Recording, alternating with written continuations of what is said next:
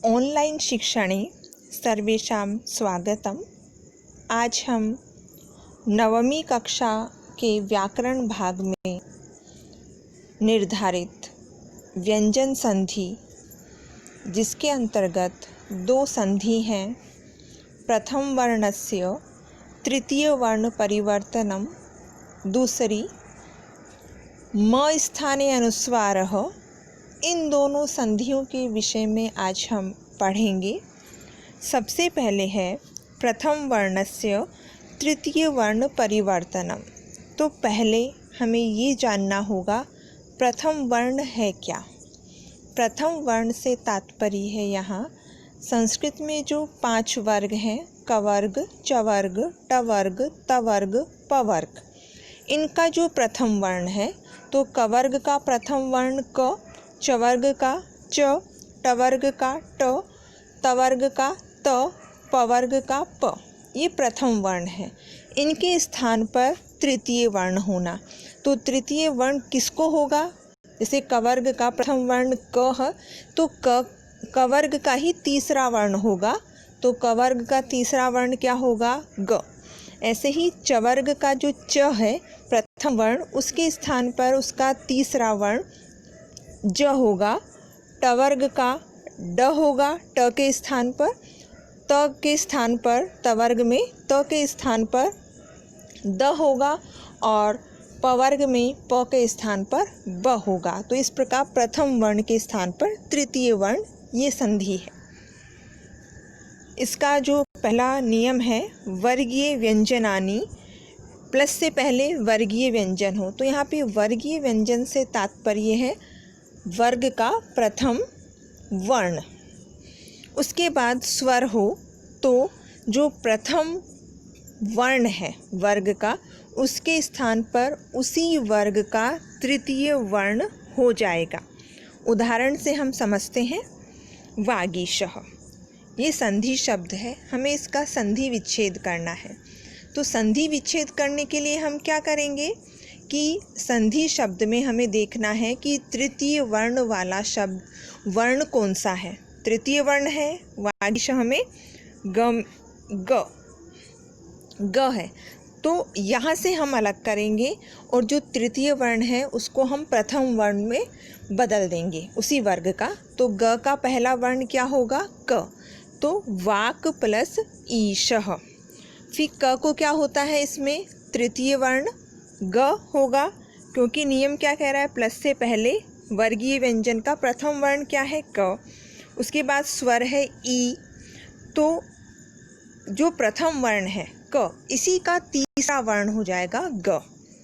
जगदीशः, इसमें हमें तीसरा वर्ण ज भी है और द भी है, लेकिन यदि हम ज करते हैं तो उसके बाद जो हम विच्छेद करेंगे तो वो शब्द बनेगा नहीं, इसलिए जगत प्लस ईशः। द को हम करेंगे तो द का प्रथम वर्ण त, जगत प्लस ईशः। फिर इसमें क्या होता है? त को तीसरा वर्ण होता है, तो त का तीसरा वर्ण द, जगदीशः बनता है। सुबन्तः, सुबन्तः में ब है तृतीय वर्ण, तो ब किसके स्थान पे होगा? प के स्थान पे, प फ ब। तो सुप प्लस अंतः, प को यहाँ पे उसका तीसरा वर्ण ब हुआ, सुबन्तः बना। इसका दूसरा जो नियम है कि प्लस से पहले वर्गीय व्यंजनानि, वही प्रथम वर्ण हो वर्ग का, और उसके बाद वर्गीय मतलब जो 5 वर्ग हैं उनका तीसरा, चौथा, 5वां वर्ण हो, य र ल व हो, तो वर्ग का जो ये प्रथम वर्ण होगा उसको उसी वर्ग का तीसरा वर्ण हो जाएगा।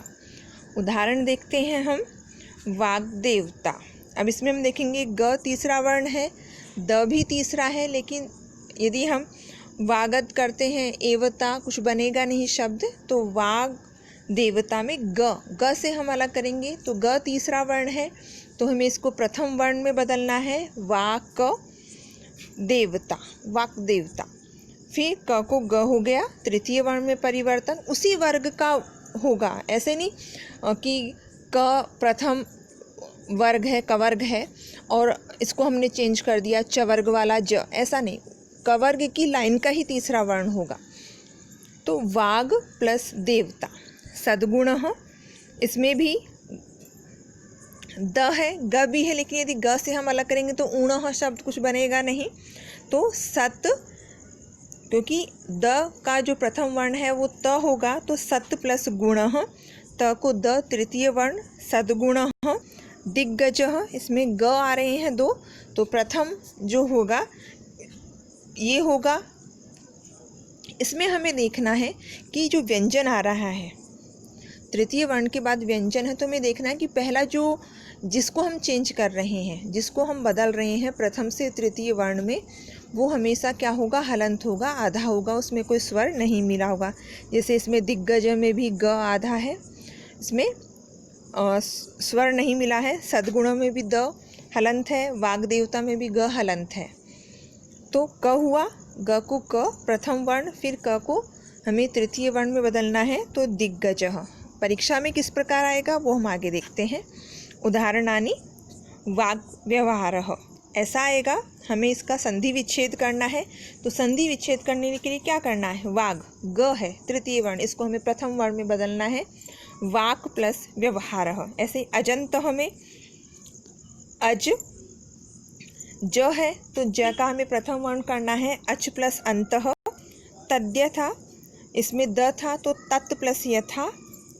प्रागेव, प्रागेव में प्राक, क को ग हुआ है इसलिए प्राक प्लस एव। अब्धि ही, अप प्लस धी ही। उद्गमः, उत प्लस गमः। तदपि, तत् प्लस अपि। षडाननः, षट प्लस आननः। महद्दिनं, महत् प्लस इदम, महदिदम है, महद, तो द को त हुआ है, महत् प्लस इदम। षड दर्शनम, षट प्लस दर्शनम, ट को ड तृतीय वर्ण। तो आपके संधि विच्छेद आएगा, तो आप इस प्रकार संधि विच्छेद करेंगे। संधि विच्छेद करने के लिए हमें प्रथम वर्ण लिखना है, और संधि करके शब्द लिखना होगा, तो हमें प्रथम वर्ण की जगह उसका हमें तीसरा वर्ण कर देना है। तो इस प्रकार ये आपकी प्रथम वर्ण से तृतीय वर्ण में परिवर्तन, हमने ये संधि पढ़ी, जस्त्व संधि भी कहते हैं। आगे है म स्थाने अनुस्वारः, म के स्थान पर अनुस्वार। अनुस्वार आप जानते ही हैं, जो बिंदी होती है शिरोरेखा के ऊपर, उसको हम अनुस्वार कहेंगे।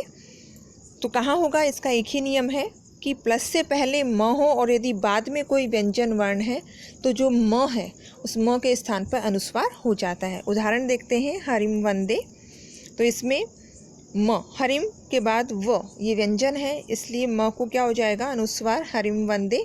उच्चारण तो वही होगा, लिखने में अंतर आ जाएगा। गृहम गच्छति, तो गृहम प्लस गच्छति है, प्लस से पहले म है, बाद में व्यंजन है ग, इसलिए म को अनुस्वार हुआ, गृहम वंदे।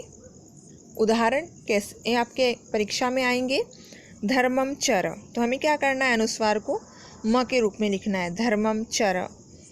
सत्यम वद, सत्यम प्लस वद। पाठम पठ, पाठम प्लस पठ। रामम प्लस वंदे, क्योंकि इसमें अनुस्वार के बाद क्या है, व्यंजन है, इसलिए अनुस्वार को क्या हो जाएगा, इसमें म जब हम विच्छेद करेंगे और जब संधि करेंगे तो म के स्थान पर अनुस्वार हो जाएगा। दुखम त्यज, दुखम प्लस त्यज। पुस्तकम पश्य, पुस्तकम प्लस पश्य। एवं कृत्वा, एवं प्लस कृत्वा। तो ये आसान संधि है, इसे हम कर सकते हैं कि यदि म के बाद में व्यंजन है तो हमें म के स्थान पर अनुस्वार करना है। धन्यवादः, पुनर्मिलामः।